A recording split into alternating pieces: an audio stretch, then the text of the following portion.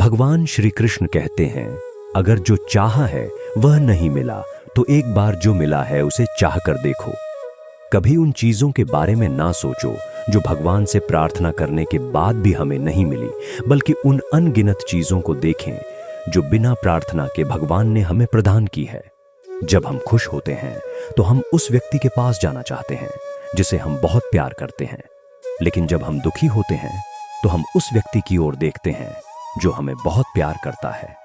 रिश्ता होने से रिश्ता नहीं बनता, रिश्ता निभाने से रिश्ता बनता है। जो व्यक्ति किसी सच्चे व्यक्ति का दिल तोड़कर किसी तीसरे के पास खुशी ढूंढने जाते हैं वह अक्सर धोखा खाते हैं। दो बातें ध्यान रखो, सब कुछ परिवर्तनशील है और किसी का भी अपना पृथक अस्तित्व नहीं है। भगवान कृष्ण कहते हैं, जब तक सृष्टि रहेगी दुख मनुष्य के साथ साया की तरह चलेंगे। अगर कुछ भी अच्छा होते हुए नहीं दिख रहा फिर भी आप अच्छे के लिए प्रयास करो, क्योंकि जीवन के लिए यही उत्तम विकल्प है। इंसान के कर्म उसके ही नहीं, उसकी आने वाली पीढ़ियों को भी प्रभावित करते हैं। आपके पास जो कुछ भी है उसे बढ़ा चढ़ाकर मत बताइए और ना ही दूसरों से ईर्ष्या कीजिए। जो दूसरों से ईर्ष्या करता है उसे मन की शांति नहीं मिलती। पीठ पीछे वार करने वाला दुश्मन ही नहीं होता, कुछ अपने भी गद्दार होते हैं। भगवान कृष्ण कहते हैं, शरीर नश्वर है पर आत्मा अमर है। यह तथ्य जानने पर भी व्यक्ति अपने इस नश्वर शरीर पर घमंड करता है जो कि बेकार है। शरीर पर घमंड करने की बजाय मनुष्य को सत्य स्वीकार करना चाहिए। कृष्ण भगवान कहते हैं कि तुम अपने आप को भगवान को अर्पित कर दो, यही सबसे उत्तम सहारा है। जो इसके सहारे को जानता है वह भय, चिंता और शोक से सर्वदा मुक्त रहता है। गीता में लिखा है कि केवल डरपोक और कमजोर लोग ही चीजों को भाग्य पर छोड़ते हैं, लेकिन जो मजबूत और खुद पर भरोसा करने वाले होते हैं वे कभी भी नियति या भाग्य पर निर्भर नहीं रहते। भगवान कृष्ण का कहना है कि परेशानी में अगर कोई तुमसे सलाह मांगता है तो उसे सलाह के साथ अपना साथ भी देना, क्योंकि सलाह गलत हो सकती है पर साथ गलत नहीं होता। गीता में लिखा है कि क्रोध तब पुण्य बन जाता है जब वह धर्म और मर्यादा के लिए किया जाए, और सहनशीलता तब पाप बन जाती है जब वह धर्म और मर्यादा को बचा ना पाए।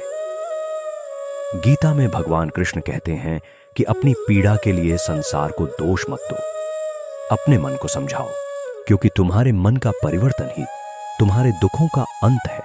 वक्त की धूप में पकी हुई चीज वाकई कीमती होती है, तभी तो अंगूर से ज्यादा कीमत किशमिश की होती है और मिट्टी से ज्यादा कीमत मटके की होती है। षड्यंत्र नीति से प्राप्त हर सुख व्यक्ति को भय और स्थिरता की ओर ले जाता है। जीवन का आनंद तो हृदय की निर्मलता से प्राप्त सुख में होता है, चाहे वह अल्प ही क्यों ना हो। भगवान कृष्ण कहते हैं, मेरी इच्छा के बिना तुम्हें कोई छू भी नहीं सकता, तो भय किसका करते हो जब मैं स्वयं तुम्हारे साथ हूं। जब तक किसी भी बात की पूरी जानकारी ना हो तब तक हमें वहां मौन रहना ही उत्तम है, क्योंकि अधूरा सत्य अपूर्ण झूठ से कई गुना ज्यादा खतरनाक होता है। गीता में लिखा है, तुमने खुद को कमजोर मान रखा है, वरना तुम जो कर सकते हो वह कोई दूसरा नहीं कर सकता। बीते कल और आने वाले कल की चिंता कभी नहीं करनी चाहिए, क्योंकि जो होना है वह होकर ही रहेगा। जो होता है अच्छे के लिए होता है, इसलिए वर्तमान का आनंद ले। कोई भी कारण हो, कोई भी बात हो, चिढ़ मत, गुस्सा मत करो, जोर से मत बोलो, मन शांत रखो, विचार करो, फिर निर्णय लो। आवाज से आवाज नहीं मिटती, बल्कि चुप्पी से मिटती है। हम में से हर किसी के अंदर अच्छे और बुरे दोनों गुण होते हैं। जो अच्छे गुणों पर ध्यान करने का निर्णय लेते हैं वह लोग ही जीवन में सफल होते हैं। स्वयं को ऐसा बनाओ कि जहां तुम हो वहां तुम्हें सब प्यार करें, जहां से तुम चले जाओ वहां तुम्हें सब याद करें, और जहां तुम पहुंचने वाले हो वहां तुम्हारा सब इंतजार करें। उन्हें छोड़ देना ही उचित है जो आपके होने का मूल्य नहीं जानते। आपकी स्थिति खराब नहीं है और ना ही आपकी किस्मत। केवल आपका समय थोड़ा कठोर है और वह भी स्थायी नहीं है। तो चिंता किस बात की है? अगर आप किसी को धोखा देने में कामयाब हो जाते हैं तो मानकर चलना कि ऊपर वाला भी आपको धोखा देगा, क्योंकि उसके यहां हर बात की इंसाफ जरूर होता है। भावुक इंसान जब अपनी भावुकता खोकर पत्थर होता है तो वह पत्थर से भी ज्यादा पत्थर होता है। गीता में लिखा है, हमेशा याद रखें, गुस्से में लिया गया। फैसला आपकी जिंदगी बर्बाद कर सकता है। जब संसार में सब कुछ हमें अपने कर्मों के अनुसार मिलता है, तो फिर ईश्वर से जुड़ना क्यों अनिवार्य है? हम कर्मों की मूल गति को पूरी तरह नहीं जानते। इसका सत्य व संपूर्ण ज्ञान केवल परमात्मा ही देते हैं। हमें सत्य व असत्य का वास्तविक भेद केवल ईश्वर के साथ जुड़ने से ही ज्ञात होता है, जिसे समझने से ही हमारे कर्म सुकर्म बन सकते हैं। मान और सम्मान की लड़ाई में कभी अकेले रह जाओ तो रह लेना, पर किसी के सामने खुद को टूटने ना देना। खुद का सामना करोगे तभी दूसरों से मान पाओगे। जिसने भी संसार को बदलने की कोशिश की वह हार गया। जिसने खुद को बदल लिया वह जीत गया। अपने लफ्जों का प्रयोग बड़ी सावधानी से कीजिएगा, क्योंकि यह आपकी परवरिश का सबसे बड़ा सबूत है। सुंदरता का मतलब बाहरी रंग रूप नहीं, बल्कि अच्छे विचार, संस्कार और व्यवहार होता है। अच्छा कार्य करने वाला कभी सम्मान का भूखा नहीं होता। उसका कार्य ही उसे सम्मान का पात्र बना देता है।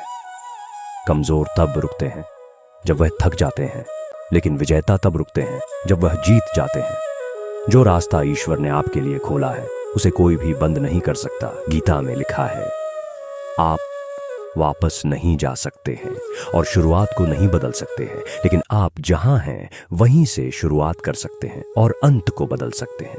यकीन कीजिए, ईश्वर के फैसले हमारी ख्वाहिशों से बेहतर होते हैं।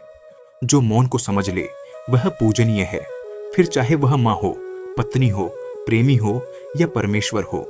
जब तक मन में मंदिर न बने तब तक तुम्हारा मंदिर जाना व्यर्थ है। जीवन के 5 कटु सत्य। नंबर 1, अपने दुखों को छिपाए।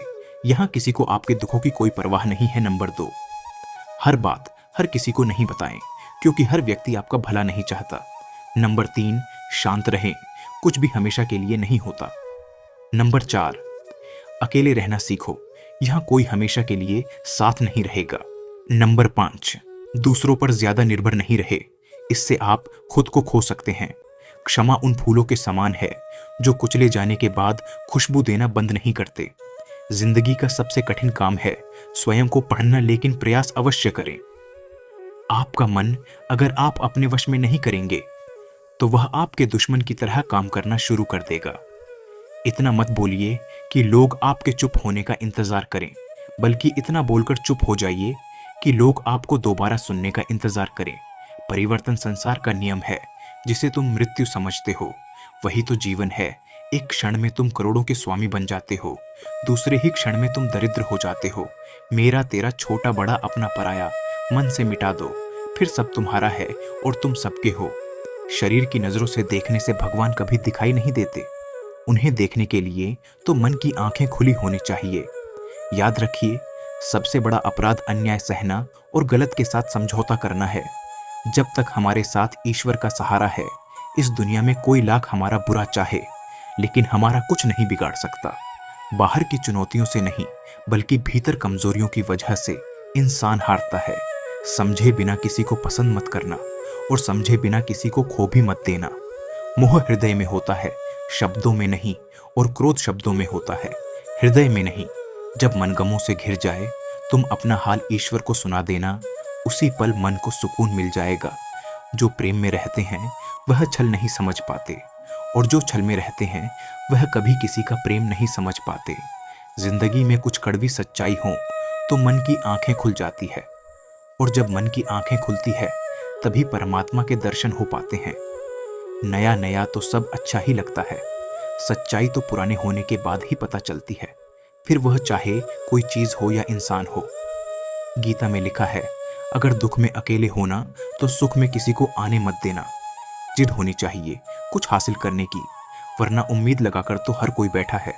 परिणाम कभी भी आपकी सोच के अनुरूप नहीं होता, वह बस आपकी मेहनत के अनुरूप होता है। हमेशा टूटने का मतलब खत्म नहीं होता, कभी कभी टूटने से जिंदगी की शुरुआत भी होती है। कभी भी अपने अतीत के कैदी मत बनो, वह सिर्फ एक सबक था, जीवन भर कारावास नहीं। आप चाहे जितनी किताबें पढ़ लो, कितने भी अच्छे प्रवचन सुन लो, उनका कोई फायदा नहीं होगा जब तक कि आप उनको अपने जीवन में नहीं अपनाते। जो है उसे स्वीकार करो, जो था उसे जाने दो, और जो होगा उस पर विश्वास रखो। अच्छे समय से ज्यादा अच्छे इंसान के साथ रिश्ता रखो। अच्छा इंसान अच्छा समय ला सकता है, लेकिन अच्छा समय अच्छा इंसान नहीं ला सकता। हे परमेश्वर, मुझे इतना नीचे मत गिराना कि मैं पुकारूं और तू सुन ना पाए, और इतना ऊंचा भी मत उठाना कि तू पुकारे और मैं सुन ना पाऊं। जो भी तुम्हें सम्मान दे तो स्वीकार मत करना, क्योंकि कुछ ही देर में अपमान भी अपनी यात्रा शुरू कर चुका होगा। कोई हमें समझे या ना समझे, कोई फर्क नहीं पड़ता है, पर जिससे उम्मीद हो वही न समझे तो बहुत ज्यादा तकलीफ होती है। बैठा हूं चंद ख्वाहिशें लेकर, सुना है तेरे दर से, कोई खाली हाथ नहीं जाता। एक व्यक्ति बेहद पर परेशान था। उसके दोस्त ने उसे सलाह दी कि कृष्ण भगवान की पूजा शुरू कर दो। उसने कृष्ण भगवान की मूर्ति घर लाकर उसकी पूजा करना शुरू कर दी। कई साल बीत गए, लेकिन कोई लाभ नहीं हुआ। एक दूसरे मित्र ने कहा कि तू काली मां की पूजा कर, जरूर तुम्हारे दुख दूर होंगे। अगले ही दिन वह एक काली मां की मूर्ति घर ले आया। कृष्ण भगवान की मूर्ति मंदिर के ऊपर बने एक शिला पर रख दी और काली मां की मूर्ति मंदिर में रखकर पूजा शुरू कर दी। कई दिन बाद उसके दिमाग में ख्याल आया कि जो अगरबत्ती धूप बत्ती काली जी को जलाता हूँ, उसे तो कृष्ण भगवान भी सूंघते होंगे। ऐसा करता हूँ कि कृष्ण भगवान का मुंह बांध देता हूँ। जैसे ही वह ऊपर चढ़कर भगवान कृष्ण का मुंह बांधे लगा, कृष्ण भगवान ने उसका हाथ पकड़ लिया। वह हैरान रह गया और भगवान से पूछा, इतने वर्षों से पूजा कर रहा था, तब नहीं आए, आज कैसे प्रकट हो गए? भगवान कृष्ण ने समझाते हुए कहा, आज तक तू एक मूर्ति समझकर मेरी पूजा करता था, किंतु आज तुझे एहसास हुआ कि कृष्ण सांस ले रहा है, इसलिए मैं आ गया। दोस्तों, भगवान तो सर्वत्र है, कण कण में है। जरूरत है तो सिर्फ आस्था रखने की। मुट्ठी बांधे जन्म लिया, हाथ पसारे जाना है। इस धरा का इस धरा पर, सब धरा का धरा रह जाना है। आज के लिए बस इतना ही। जय श्री कृष्णा।